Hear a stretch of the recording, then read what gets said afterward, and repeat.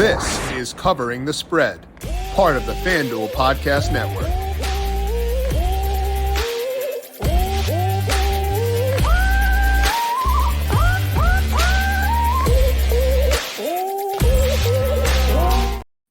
By the time that Sunday rolls around, we will already be into December, and yet there is still a lot left to be decided in the NFL for this year. We've got the NFC South, which is still pretty much wide open. We've got a lot of things left to be decided in the AFC wildcard picture. We're going to break down both those things today by talking to Ryan Williams, getting his read on the futures market. Then I'll take a look at those Week 13 spreads and totals and outline where my model shows value at FanDuel Sportsbook. This is Covering the Spread right here on the FanDuel Podcast Network and FanDuel Research. My name is Jim Sonis. I am a managing editor of digital media for FanDuel Research, joined here as I am every Tuesday by Ryan Williams. Check him out on Twitter at RyanAlexander_W. Ryan, not only did your Bears win last night, but also you still retain the first and fourth overall picks. So I know, ugly game for sure last night, but I feel like you still got to be feeling pretty good, at least with where the team sits. Yeah, as long as we get two top five picks, I think that's where it's going to be great. I mean, definitely the number one is going to be worth it. You know, we want to see, I shouldn't say we, they want to see Justin be able to perform. You know, rough turnover game for him as of late, but you put yourself and your team in a position to win.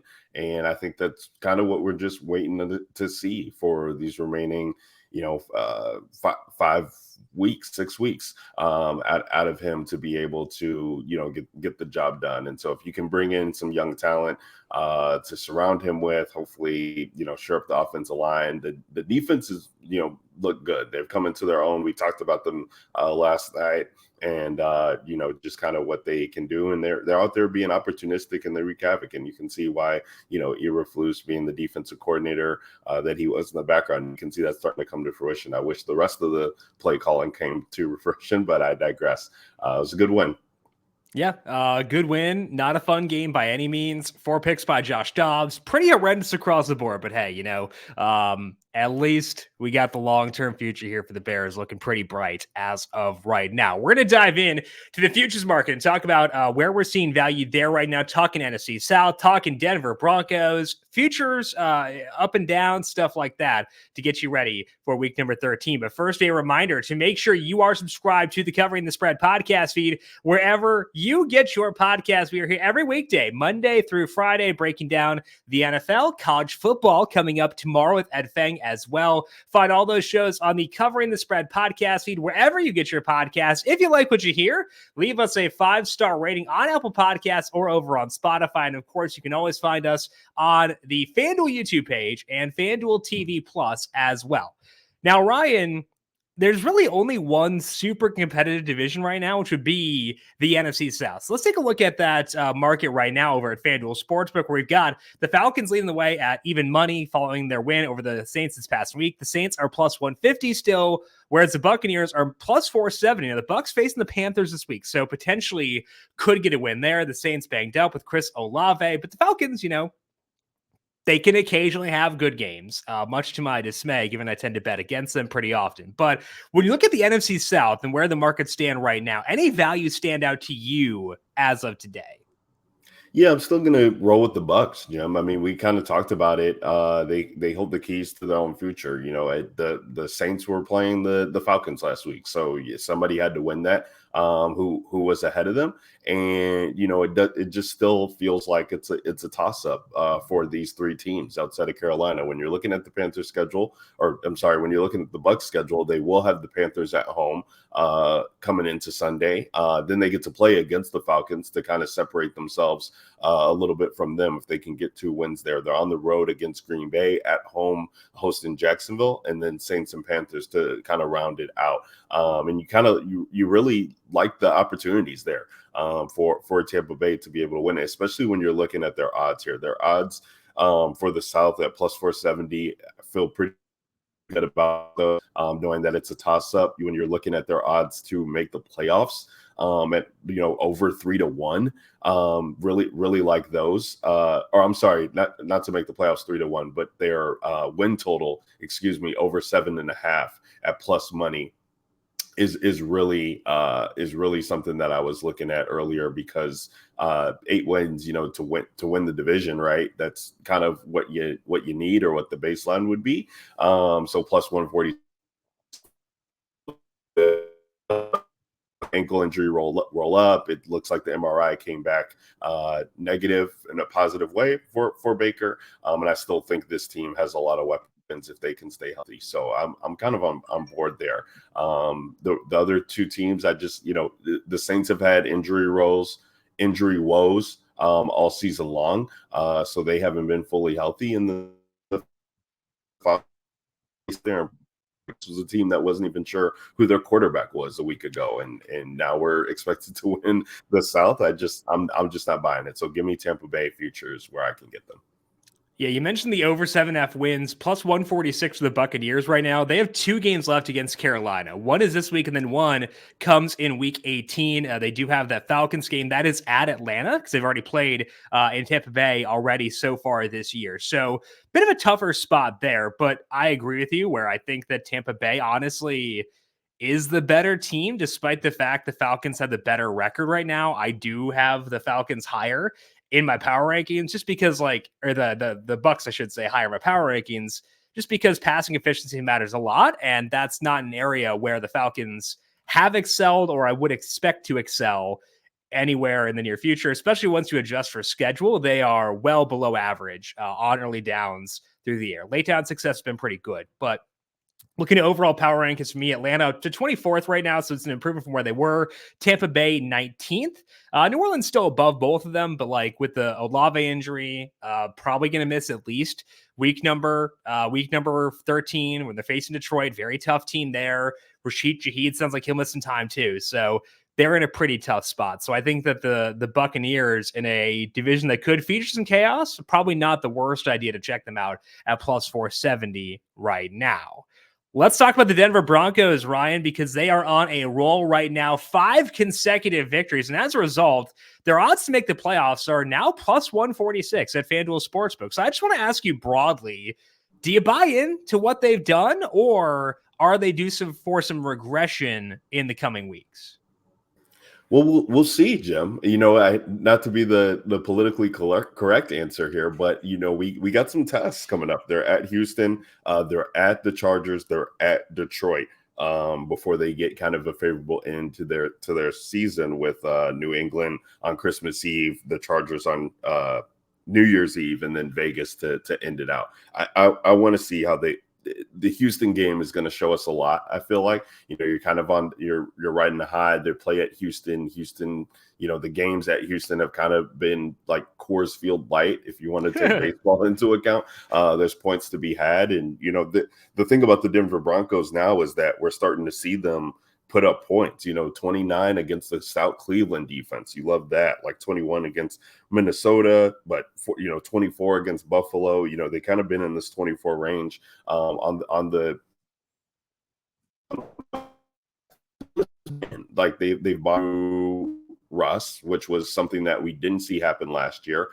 They've probably bought into Sean Payton in the way that he's kind of got things set up. And we know that, Sean Payton is a proven entity as a coach. This is very different than, the years past that Denver's kind of been dealing with. And so I feel like both of these guys know how to win. I'm not really certain about how to feel about Russell Wilson at this point, but I am going to learn a lot about this team in the next 2 weeks with these 2 matchups here, or I'm sorry, the next 3 weeks with these road matchups against the stout teams. It's interesting that the win total isn't available on the FanDuel Sportsbook for Denver right now. It's kind of one of the first places I went to when we were talking about this team. But yeah, to make the playoffs, I think there's definitely a case in merit when you're talking about, these other teams who are reeling, i.e. Buffalo, and and some of the others. So if you just stay kind of within the hunt, win your divisional games, you could be set up for a place to be playing postseason ball, which is not something we would have thought at the beginning of the year.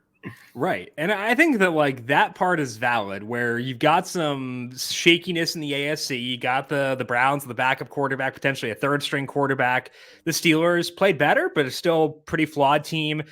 So like the AFC in general is gettable from a wild card perspective, which is why it's still of interest in Buffalo, despite their very tough schedule and stuff like that. But the reason that I'm having a hard time with Denver is in part what you alluded to with the schedule, where they do face 3 very tough teams in a row.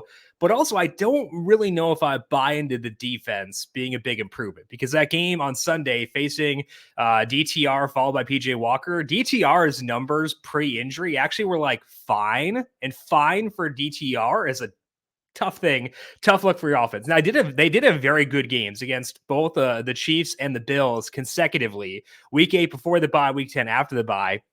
They played legitimately very good defense in both those games. But in that Vikings game, they weren't perfect there. The Vikings played pretty well, especially on late downs. And given what we saw last night from that Vikings offense, it's a bit more of a red flag now than it was at the time. And again, Cleveland was passable at times on offense in that game.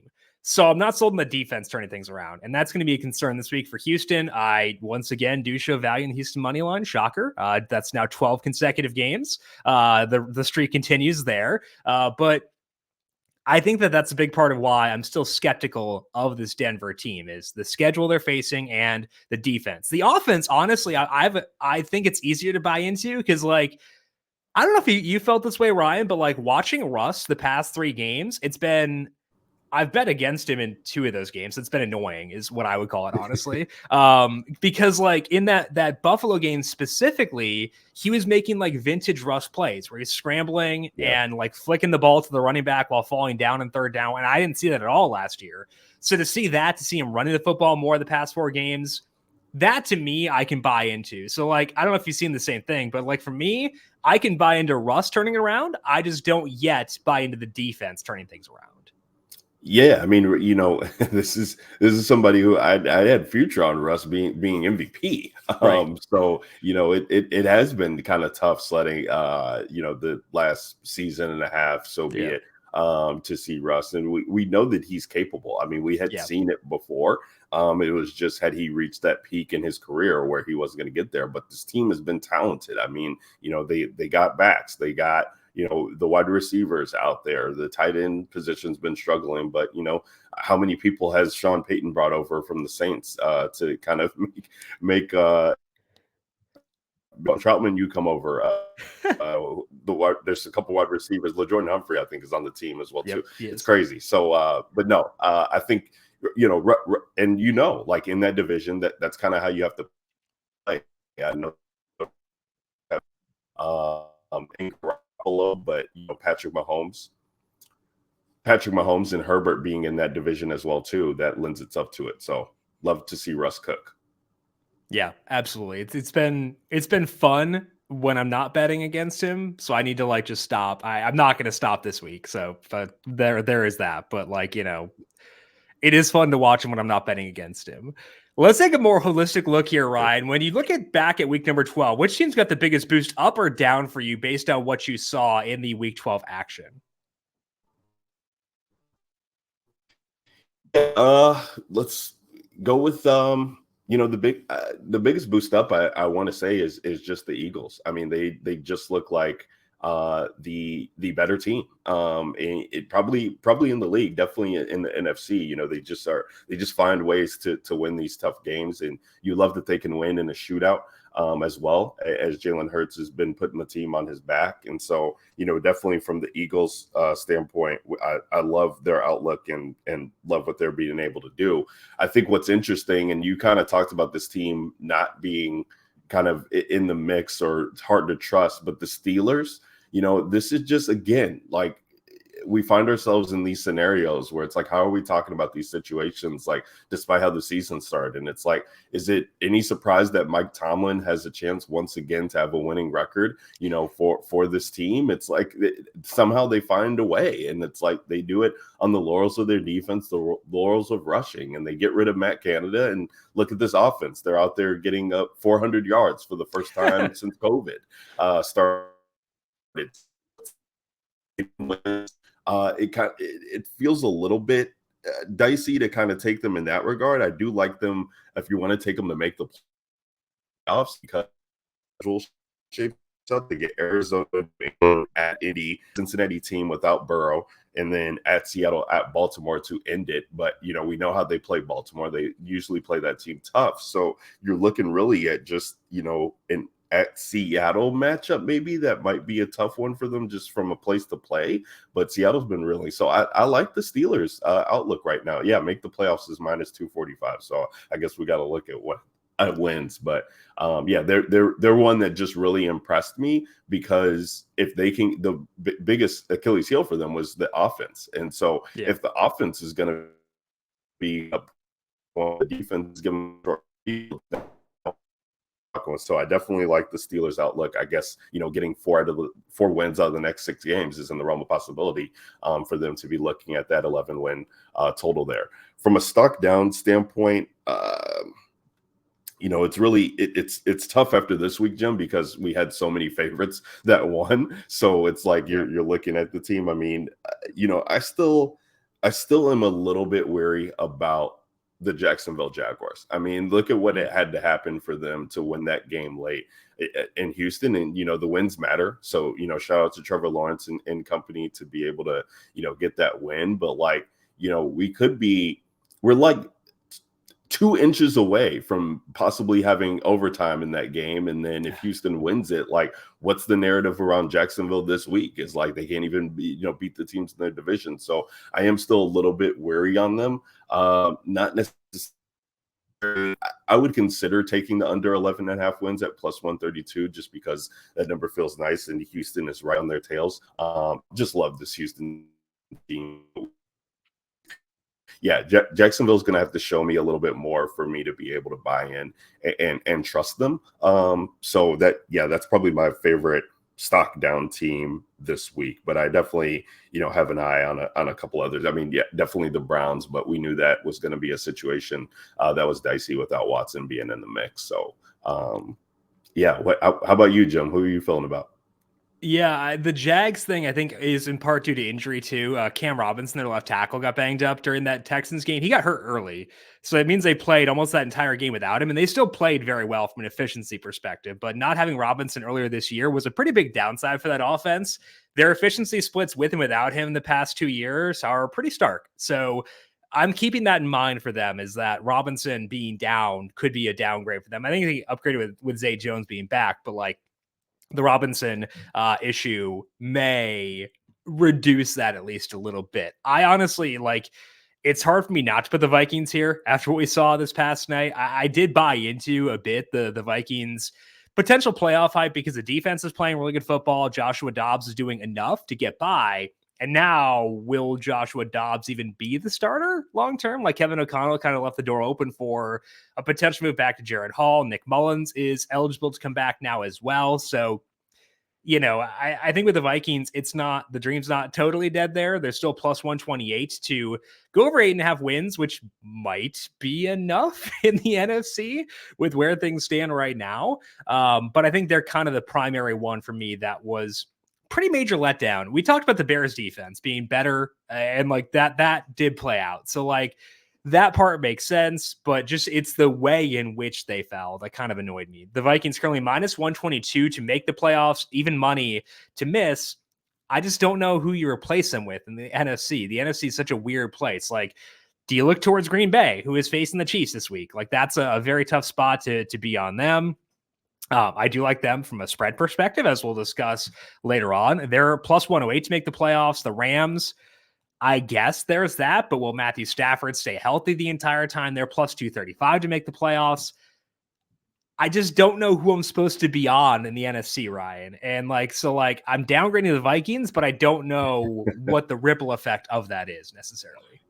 Yeah, well, I mean, insert our Tampa Bay Buccaneers, I guess. That that's the top 4 team if they win the division. So yeah, it is a wide open race there for the playoffs. I mean, Green Bay is on the outside looking in. They get to host the Chiefs this week. Do they close the gap a little bit on the Vikings, which would just be just outlandish with how the season started, or kind of in the middle of the season, how it was going for them. So yeah, it's an interesting race there. I think Seattle has still a caveat to be able to make it in just with where they're sitting, but it's hard to trust any of these teams just who are on the fringe. Yeah, absolutely. Seattle currently plus 116 to make it at FanDuel Sportsbook. Any other futures you're looking at, Ryan, as we get set for week number 13?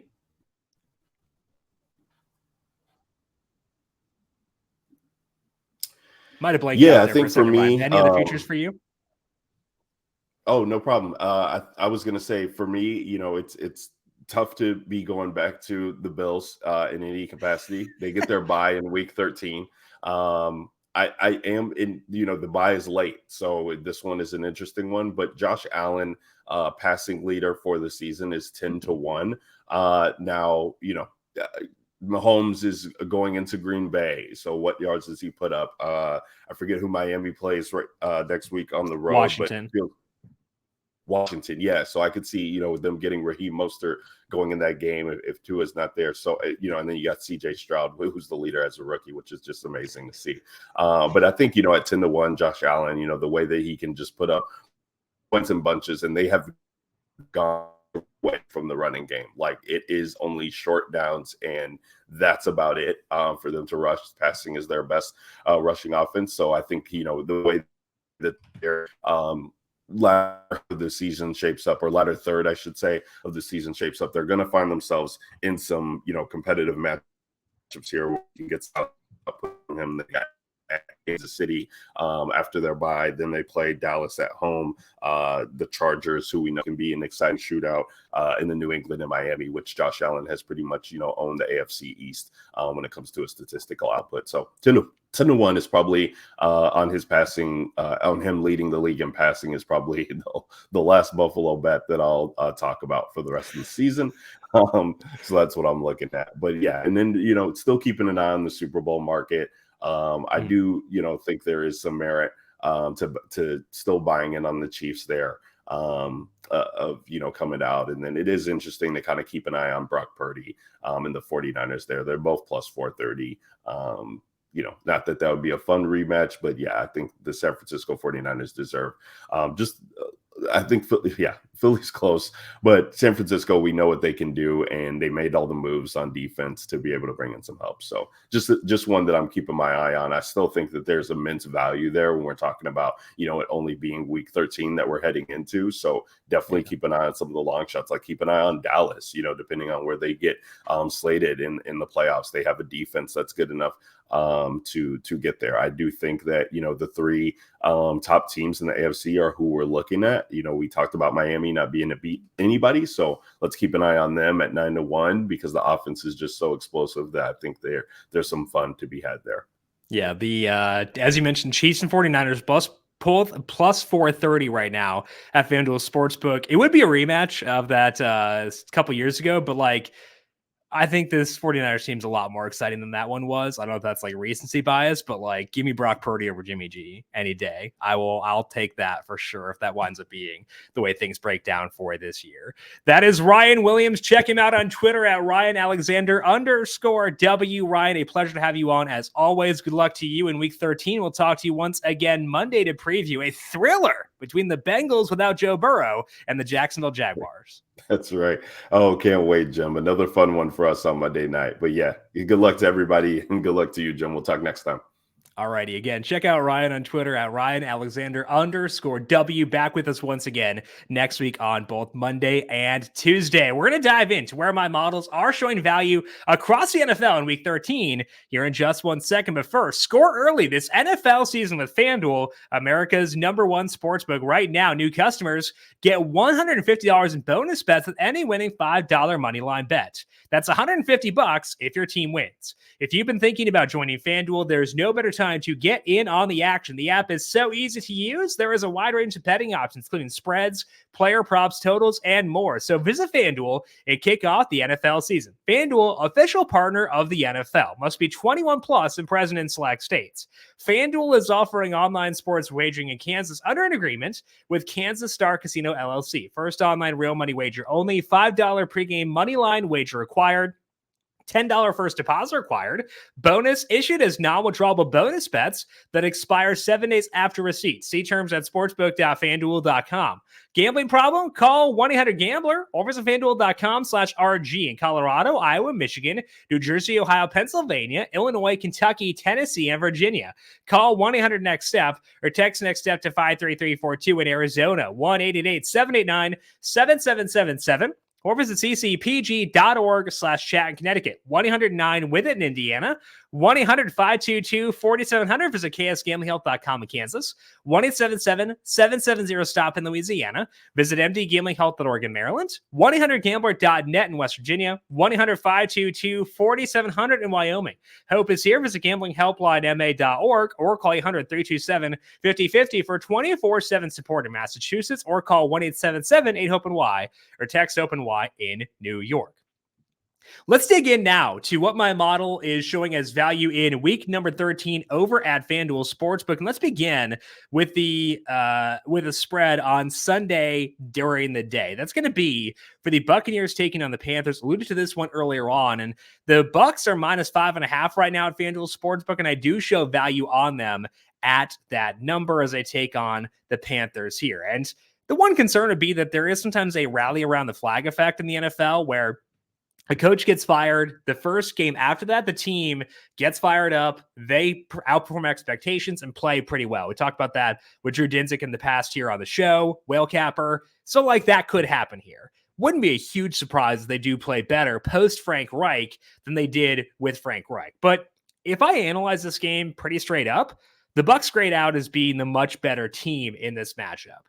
If we focus on just data from 2023, which is not something you should do necessarily even in week 13, but the Bucs rank 19th in my power rankings, and the Panthers are dead last. So huge gap between where the Bucs are and where the Panthers are. Bucs are at home in this game, Panthers on the road.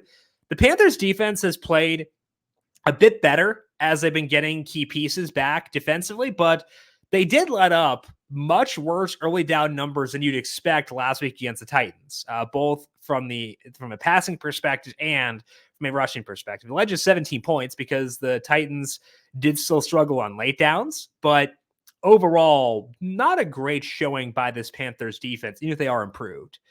The Buccaneers as a team, their main flaw is that they are a bit run heavy on early downs, considering how bad they are from a rushing perspective. You wish they would run the ball a bit less, but I don't think that's big of a detriment here, given how rough the Panthers have been against the rush, as it would be in a lot of other spots. So I've got the Bucs as pretty healthy favorites here. The 5.5 is -108 at FanDuel Sportsbook.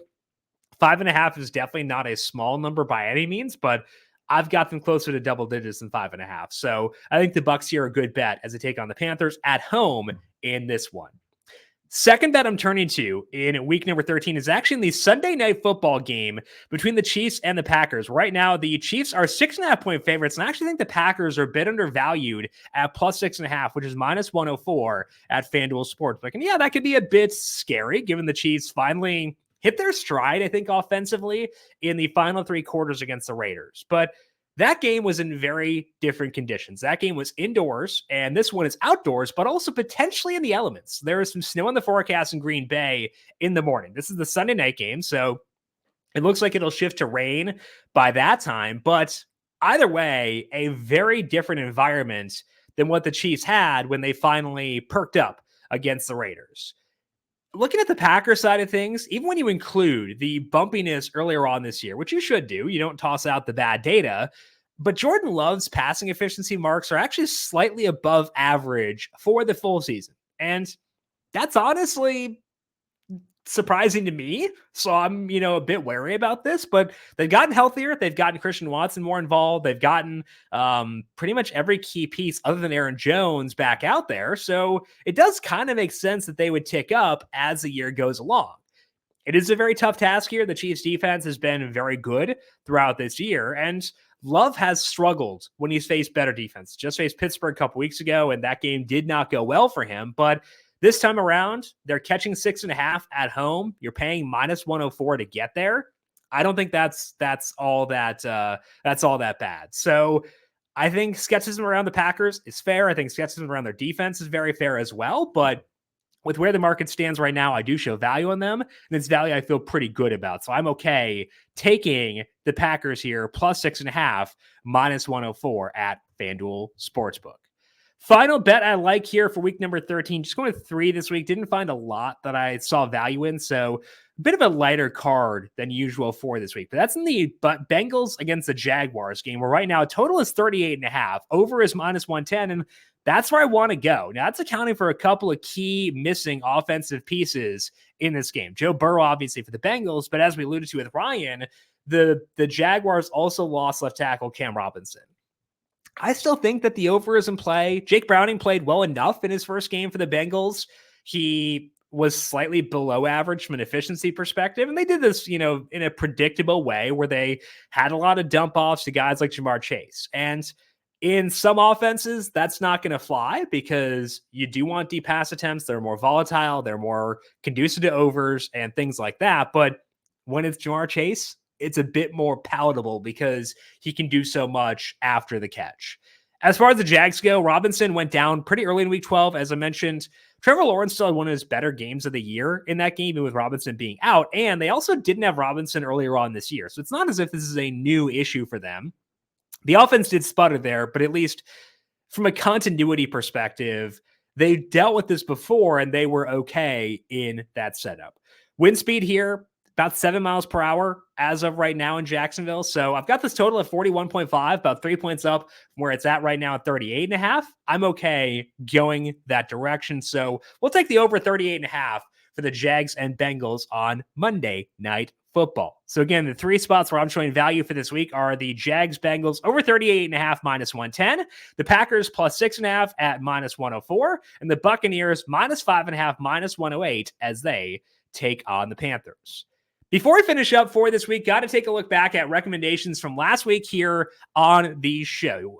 Beginning with Dr. Ed Feng, who will be back with us once again for tomorrow. You can find Ed on Twitter at The Power Rank and find his work at thepowerrank.com. NFL recommendation for Ed was on the Jags at -1.5, and the Jags beat my Texans. I had the Texans in that game, had the Texans money line, and as mentioned with Ryan, they were like a couple inches short in that field goal, but the Jags played really well in this game. So Ed earned that win with the Jags, -1.5 to get the win there. Other one for Ed was the Bills +3. We talked about this on Wednesday. So to move to +3 by then, and they got a push. By the time the Bills got that field goal in overtime, it ensured at worst a push on this one for Ed, and I had 3.5. So at least ensured a win for me there regardless, but did get the push there as the Eagles won by 3, 37-34. Bills probably should have won that game. Didn't play very well in some certain spots. I thought Josh Allen was phenomenal. So I think that maybe a bit unlucky to get a push there for Ed, but either way, a 1-0-1 week for him. Find Ed on Twitter at The Power Rank and check him out at thepowerrank.com. We had Ryan back with us last night to break down Monday Night Football with a lack of offense here. A lot of unders wound up hitting. One of the hits for Ryan, though, was Justin Fields over 197.5 passing yards on -114. And Fields threw the ball pretty effectively in the first half and threw the ball a lot in the first half, which to me was a surprise. I thought Fields' rushing prop was pretty enticing, but they went with the pass-heavy attack, and it got Fields over there. Other ones from Ryan, he had Khalil Herbert over 66.5 rushing plus receiving yards at -114. A lot of Roschon Johnson in this game, which surprised me, given that Herbert looked pretty good pre-injury.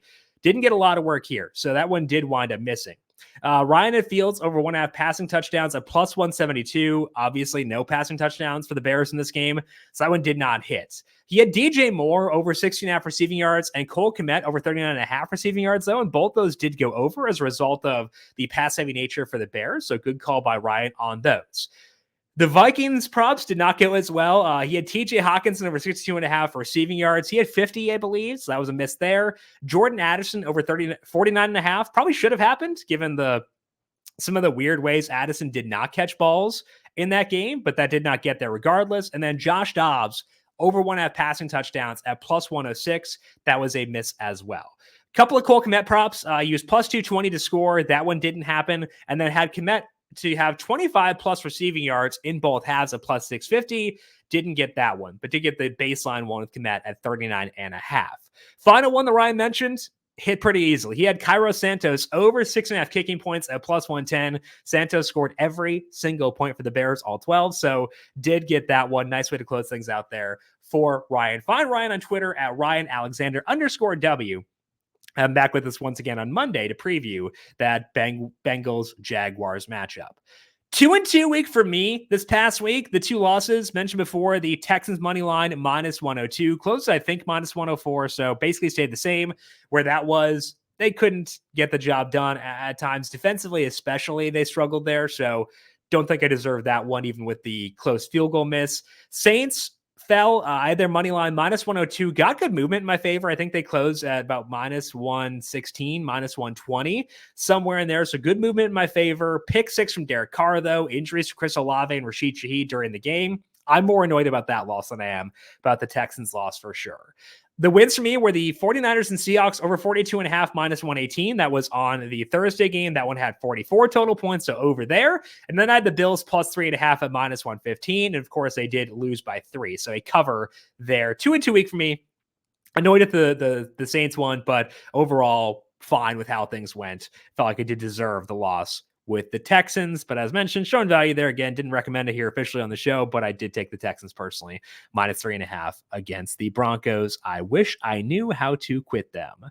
That is all that we have here for today on Covering the Spread. One final big thank you to Ryan Williams. Check him out on Twitter at RyanAlexander_W. Back with us once again next week. Tomorrow, we got a preview show of the College Football Championship Week with Dr. Ed Feng, breaking down where he shows value in the big conference championship matchups for this week. You can find me on Twitter at Jim Sonis, and you can find me on Threads at Jim.Sonis. You can find FanDuel Research on Twitter at FanDuel Research. Do not forget to subscribe to the Covering the Spread podcast feed wherever you get your podcasts, and also check us out on the FanDuel YouTube page and FanDuel TV Plus. Want to thank you all for tuning in for today. Good luck to you with your bets, and we'll talk to you once again tomorrow. This has been Covering the Spread right here on the FanDuel Podcast Network.